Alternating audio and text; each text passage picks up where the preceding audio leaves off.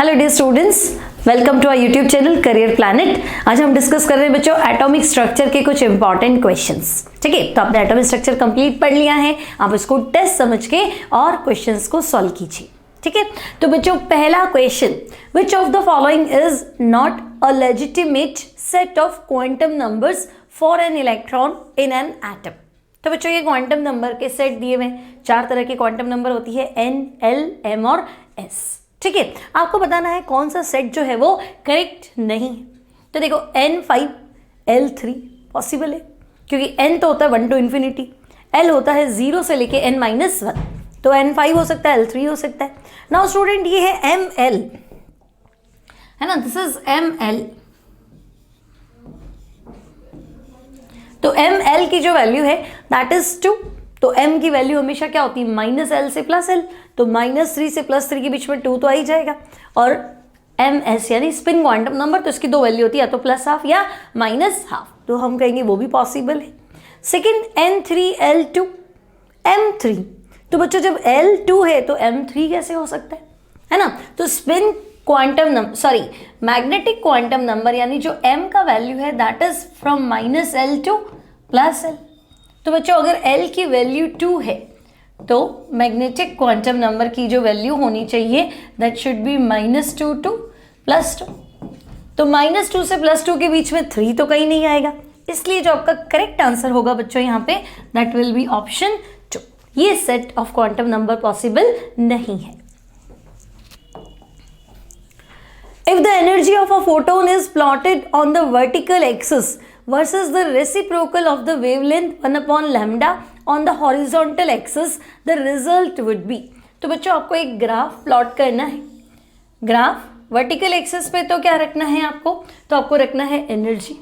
ना horizontal axis पे आपको रखना है 1/λ। तो बच्चों आपको पता है ना एनर्जी 1/λ की तो डायरेक्टली प्रोपोर्शनल, तो डायरेक्टली प्रोपोर्शनल है मतलब straight line. Now energy equals to, formula क्या था, hc/λ। तो बच्चों ऐसे लिख, energy equals to hc into 1/λ। तो एनर्जी 1/λ की तो डायरेक्टली प्रोपोर्शनल है, और ये जो चीज़ है ये क्या हो जाएगा बच्चों, ये हो जाएगा स्लोप। ठीक है, तो ये हो गया आपका graph y equals to mx। x axis पे आपने क्या रखा है 1/λ, y एक्सिस पे क्या रखा है एनर्जी, तो जो स्लोप होगा that will be equal to m यानी कि hc। तो क्या होगा, तो हम कहेंगे ग्राफ तो स्ट्रेट लाइन होगा with slope h into c। तो करेक्ट आंसर क्या लग रहा है बच्चों, a straight line with slope equal to hc यानी option B. The speed of electron in first Bohr's orbit of hydrogen atom is, और c है स्पीड ऑफ लाइट। तो बच्चों स्पीड का फॉर्मूला क्या है, velocity of electron in Bohr's orbit 2.186 into 10⁶ z/n metre per second. Now student first Bohr's orbit यानी n की value 1 और हाइड्रोजन एटम यानी z की वैल्यू भी 1, सो स्पीड जो आएगी that will B 2.186 into 10⁶। Now speed of light की बात करें so it will be 3 into 10⁸।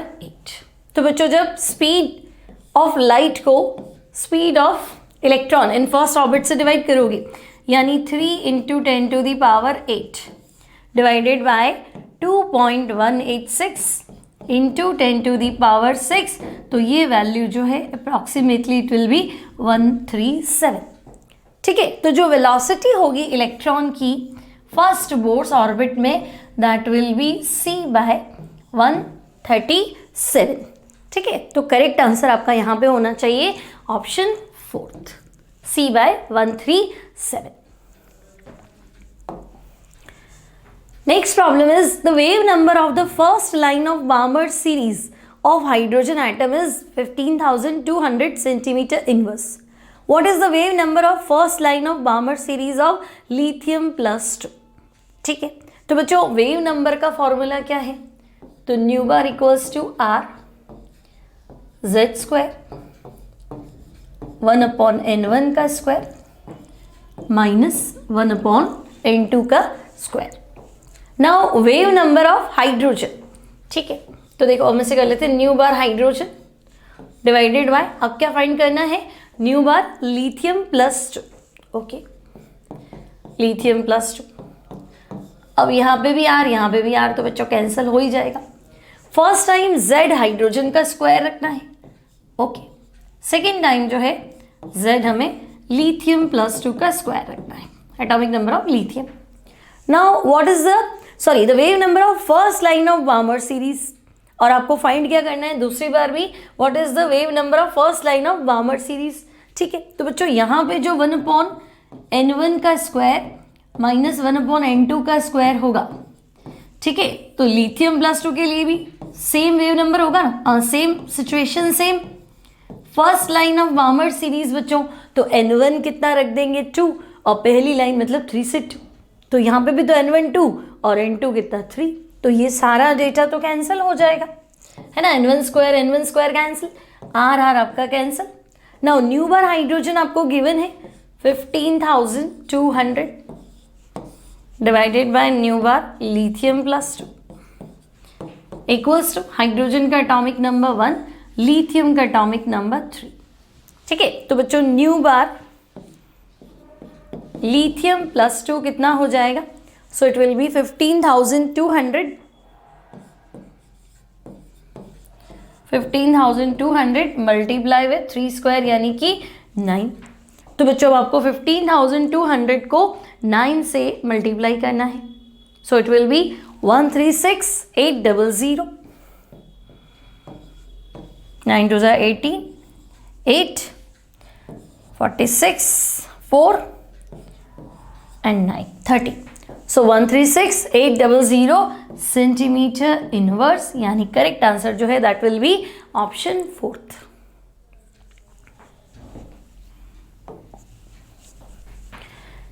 The energy required to excite an electron of hydrogen atom from first orbit to second orbit। तो बच्चों electron जो है आपका पहले ऑर्बिट में प्रेजेंट है, अब इसको जंप करा के कहाँ ले जाना है, सेकेंड ऑर्बिट में ले जाना, यानी इलेक्ट्रॉन यहाँ है और यहाँ पहुँचाना है। अब आपको क्या चाहिए, एनर्जी रिक्वायर्ड, ठीक है। तो बच्चों एक्साइटेशन पोटेंशियल मान लो 1 से 2 में जंप कराना, तो required energy will be E2 minus E1। Now energy का फॉर्मूला क्या है बच्चों, तो एनर्जी है -13.6 इंटू Z स्क्वायर, तो हाइड्रोजन एटम के लिए Z1 ले लो, और n स्क्वायर यानी second shell, then minus again minus 13.6 Z square 1, और ग्राउंड स्टेट से है ना 1 से, तो 1 स्क्वायर। अब ये माइनस माइनस प्लस हो गया बच्चों, तो आपके पास जो energy I that is 13.6 minus 13.6 into 1/4, और सॉल्व कर लो, तो 13.6 1 minus 1/4, so this is 13.6 into 3/4, ठीक है। अब आपको जो ऑप्शन है वो आयोनाइजेशन एनर्जी की रिस्पेक्ट में, ओके। तो बच्चों आयोनाइजेशन एनर्जी क्या होती है, इलेक्ट्रॉन को इन्फिनिटी तक लाना है, कहाँ से लाना है, ग्राउंड स्टेट से, 1 से लेके इन्फिनिटी तक पहुंचाने के लिए जो रिक्वायर्ड एनर्जी है that is ionisation energy. Now students E infinity तो 0 है, तो ई इन्फिनिटी 0 कर दिया, so ionisation energy will be minus E1। तो बच्चों हाइड्रोजन के लिए E1 तो हमने फाइंड किया था ना 13.6, साइन चेंज कर दो, माइनस की जगह प्लस हो जाएगा, सो आयोनाइजेशन एनर्जी है 13.6 इलेक्ट्रॉन वोल्ट। आपको कितनी चाहिए, तो आपको चाहिए 13.6 का 3/4, यानी कि आयोनाइजेशन एनर्जी का 3/4 आपको चाहिए, so correct answer will be 3/4 of its ionisation energy, यानी कि option A. The radius of an orbit of hydrogen atom is 8.5 into 10 to the power minus 10 metre, ठीक है बच्चों। तो आपको हाइड्रोजन एटम के कोई पर्टिकुलर ऑर्बिट का रेडियस दे रखा है, ठीक है, 8.5 into 10 to the power minus 10 metre. Now the angular momentum of the electron in the same orbit, तो ऑर्बिट तो हमें पता ही नहीं, तो बच्चों रेडियस का फॉर्मूला यूज करो, 0.529 into N square by Z, ठीक है। अब बच्चों जेड तो एंगस्ट्रॉम में था, तो मैं 10 to the power minus 10 कर देती हूँ, तो दिस विल बी मीटर, क्योंकि क्वेश्चन में तो मीटर है, ठीक है। Now 8.5 into 10 to the power minus 10 equals to 0.529 into 10 to the power minus 10 into n square तो आपको फाइंड करना है, और z क्या है बच्चों, तो z हाइड्रोजन, दैट इज 1। अब क्या होगा, तो देखो 10 to the power minus 10, 10 to the power minus 10 cancel. अब 0.529 और 8.5 को डिवाइड करोगे सो यू विल फाइंड 60। तो बच्चों n स्क्वायर की जो वैल्यू है, n स्क्वायर हो गया 16, मतलब n कितना हो गया, n is 4। Now you have to find angular momentum.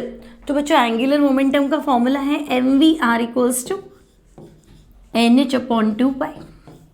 Now n का वैल्यू कितना है 4, तो 4h अपॉन 2 पाई, यानी कि 2h upon pi. So angular momentum will be 2h divided by pi, यानी correct answer will be option C, third option. Now next problem, an orbital that has no radial nodes, it has होना चाहिए, it has no radial nodes and 2 angular nodes is। तो बच्चों radial nodes और angular nodes, ठीक है, तो angular nodes का जो फॉर्मूला है that is L, clear, angular nodes का जो फॉर्मूला है that is L, है ना, और रेडियल नोड्स जो है दैट इज n-1। ओके, अब रेडियल नोड्स तो होती है बच्चों एस ऑर्बिटल के लिए। ओके, तो आपसे कहा गया कि भाई रेडियल नोड्स तो नहीं है, मतलब ये एस ऑर्बिटल तो नहीं है ना। अब एंगुलर नोड्स जो है दैट इज 2, तो बच्चों S P D F. Okay, now L का वैल्यू पुट करो, सो एल हो गया 0 1 2 3, ठीक है, तो डी ऑर्बिटल आपके पास होना चाहिए बच्चों, है ना। तो 2 एंगुलर नोड किस में बैठेगी, तो हम कहेंगे 2 angular nodes will be related to, यहाँ पे आंसर क्या हो जाएगा 3D। So correct answer is option fourth 3D। Now how many electrons can have the quantum number n equals to 3, l equals to anything, m equals to, ये ml है plus, और m2 equals to anything, ms equals to anything, मतलब spin quantum number plus half minus half कुछ भी हो सकता है, ठीक है, लेकिन m की वैल्यू 1 होनी चाहिए। तो बच्चों देखो n इक्वल्स टू 3 है ना, और l एनीथिंग मतलब इट मे बी 0 1 और 2, ठीक है। तो बच्चों 3 और 0 का कॉम्बिनेशन क्या होगा 3s, 3 और 1 का कॉम्बिनेशन क्या होगा 3p, और 3 और 2 से क्या बना लेंगे 3d। नाउ 3s, ठीक है, 3p and 3d। Okay, this is 3d। अब बच्चों s ऑर्बिटल के लिए l 0 तो m 0, और हमें m 0 नहीं चाहिए, हमें m की वैल्यू कितनी चाहिए 1 चाहिए कम से कम, तो भाई ये तो नहीं हुआ ऐसा ऑर्बिटल।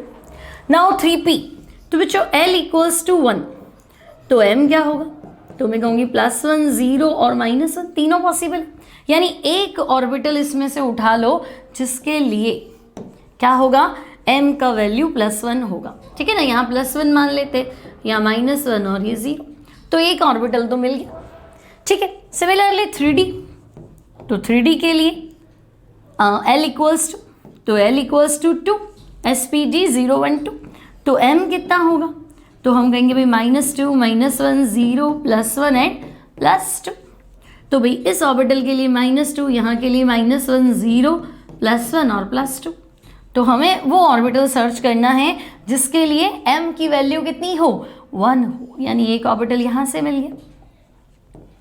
ओके, तो बच्चों टोटल कितने ऑर्बिटल है जिनमें m की वैल्यू जो है वो 1 है, तो हम कहेंगे भाई एक ऑर्बिटल तो 3p का मिला, एक ऑर्बिटल हमें 3d का मिला, मीन्स 2 ऑर्बिटल। नाउ 2 ऑर्बिटल यानी टोटल इलेक्ट्रॉन कितने होने चाहिए, तो बच्चों एक ऑर्बिटल में 2 इलेक्ट्रॉन है ना। अगर मैं इस ऑर्बिटल की बात करूं तो इलेक्ट्रॉन कितने रहेंगे 2, और इस ऑर्बिटल की बात करूं तब भी इलेक्ट्रॉन कितने रहेंगे 2, तो टोटल इलेक्ट्रॉन कितने हो गए 4, ठीक है। सो correct answer will be option 2।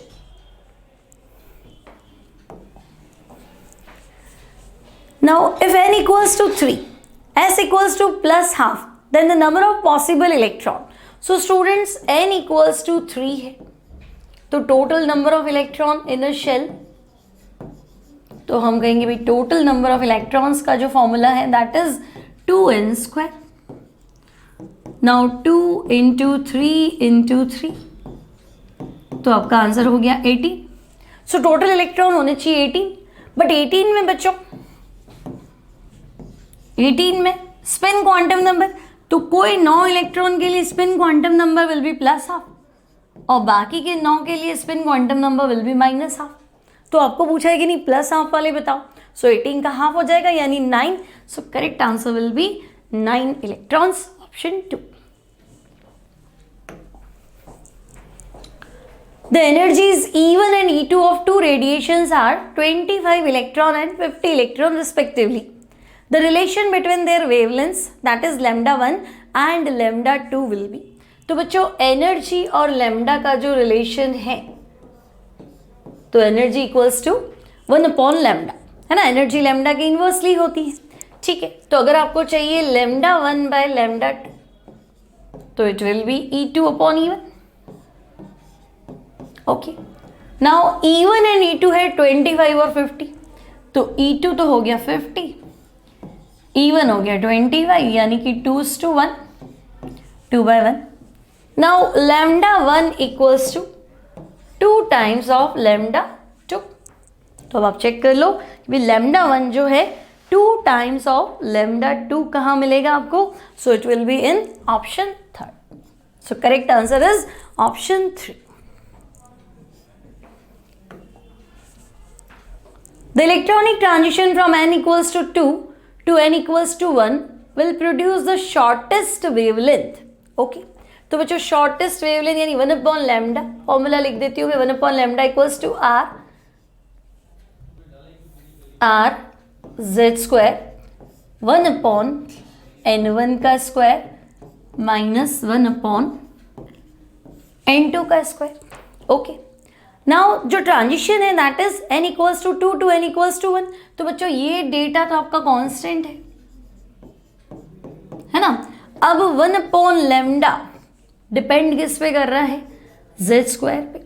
तो बच्चों लैम्डा मिनिमम है ना, शॉर्टेस्ट वेवलेंथ यानी लैम्डा मिनिमम यानी z क्या हो जाएगा, मैक्सिमम. अगर इसकी वैल्यू ज़्यादा रखोगे तो 1 अपॉन लैम्डा क्या हो जाएगा, लैम्डा की वैल्यू मिनिमम आएगी, है ना, inversely proportional.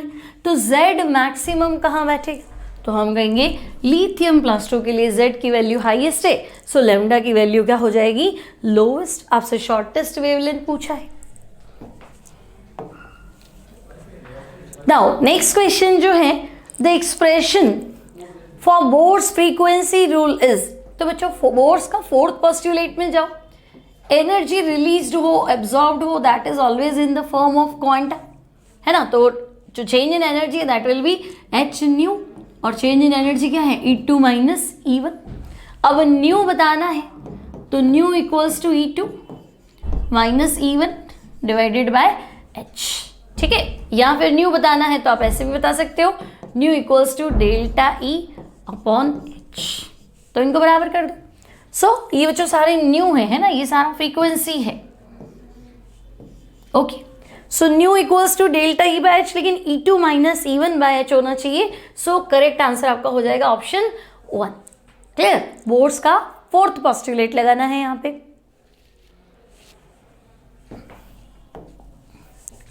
Now the wavelength of a spectral line emitted by hydrogen atom in the Lyman series is 16 divided by 15 R centimetre. Calculate the value of n2. तो बच्चों series तो है आपकी Lyman series, okay, और hydrogen spectrum की बात चल रही है, the wavelength of spectral line, ठीक है. तो मैं 1 अपॉन लैम्डा का फॉर्मूला लगा दूं, 1 upon lambda equals to R z square 1 upon n1 का स्क्वायर माइनस 1 अपॉन n2 का स्क्वायर, ठीक है. नाउ स्टूडेंट्स लैम्डा की वैल्यू 1 अपॉन लैम्डा की वैल्यू आपको गिवन है, ठीक है. 1 अपॉन लैम्डा की वैल्यू कितनी है, 16, सॉरी लैम्डा की वैल्यू गिवन है ना, तो लैम्डा है आपके पास कितना, 16 बाय 15R, तो मैं कह दूँ 1/λ कितना होगा, तो 1/λ होगा 15R/16। ओके, तो यहाँ मैं पुट कर देती हूँ 15R divided by 16 equals to R। Z तो हाइड्रोजन आइटम है तो बच्चों Z तो हो गया 1/2। ओके, नाउ 1/n1 का स्क्वायर, तो लाइमन सीरीज, तो बच्चों लाइमन मतलब इलेक्ट्रॉन आएगा तो फर्स्ट है ना, कहाँ से आएगा वो आपको नहीं पता, so this is 1/1² minus 1/n2 का square. Okay, now R cancel, तो आपके पास जो आंसर है that is 15/60 equals to 1 minus 1/n2 का स्क्वायर। ठीक है, अब बच्चों यहीं पे n2 की वैल्यू रख दो। अगर n2 तुम रखोगे 4, तो 4 का स्क्वायर कितना हो जाएगा 16 है ना, तो 16 माइनस 1 कितना हो जाएगा 15, तो 15/16 हो जाएगा। तो अगर मैं क्रॉस चेक कर लो कि अगर हम n2 की वैल्यू कितनी रख देंगे 4, तो हमारा आंसर इसके बराबर हो जाएगा। ठीक है, तो n2 शुड बी 4, यानी करेक्ट आंसर यहाँ पे क्या होना चाहिए, ऑप्शन 2 है ना, n2 का वैल्यू जो है दैट शुड बी 4 होना चाहिए।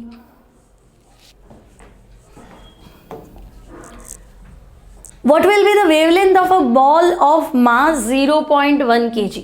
तो बच्चों एक बॉल है जिसका मास आपके पास है 0.1 kg, moving with the velocity of 10 metre per second. अब इस बॉल की जो स्पीड है that is 10 metre per second. Okay, क्या पूछा है आपसे, वेवलेंथ पूछा है यानी लैम्डा पूछा है। तो भाई बॉल है यानी पार्टिकल है, आपसे पूछा है वेव बताओ, यानी आपको क्या लगाना है, डी ब्रोगली थ्योरम है ना, वेव और पार्टिकल दोनों में रिलेशन, तो डी ब्रोगली कॉन्सेप्ट क्या कहता है, तो हम कहेंगे भाई डी ब्रोगली के according lambda equals to h/mv। Now lambda आपको फाइंड करना है, h प्लैंक कांस्टेंट वैल्यू हो गया 6.62 इंटू 10⁻34।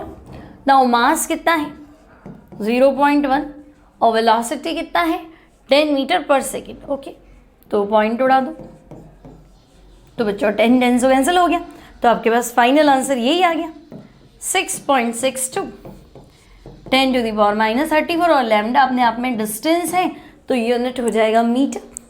तो यहाँ पे आपका करेक्ट आंसर हो जाएगा ऑप्शन बी 6.62 इंटू 10⁻34। नाउ नेक्स्ट प्रॉब्लम देख। सो नेक्स्ट है an electron is moving in Bohr's 4th orbit. ठीक है भाई, तो इलेक्ट्रॉन बोर के 4th ऑर्बिट में मूव कर रहा है। De Broglie wavelength is, calculate the circumference of the, अच्छा de Broglie wavelength is lambda होना चाहिए यहाँ पे। ठीक है, calculate the circumference of the 4th orbit.